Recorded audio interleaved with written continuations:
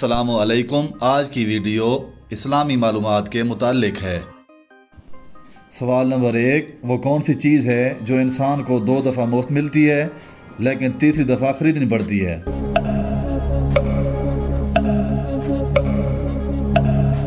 इसका जवाब है दांत। सवाल नंबर 2, सूरज सबसे पहले किस मुल्क में निकलता है? इस सवाल का जवाब आप कमेंट में 5 सेकंड में दे सकते हैं।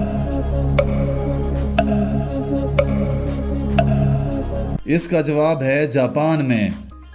सवाल नंबर 3, वो कौन सा जानवर है जो ज़बान से अपने कान साफ करता है?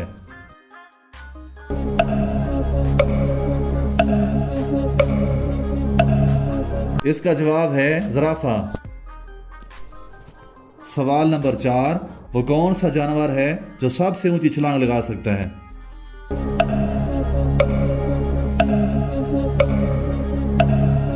इसका जवाब है कैंगरू।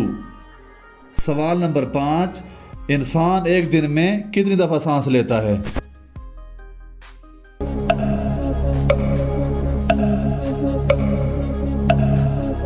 इसका जवाब है एक दिन में 23,000 दफ़ा।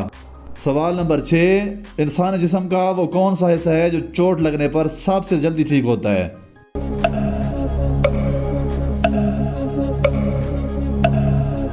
इसका जवाब है ज़बान।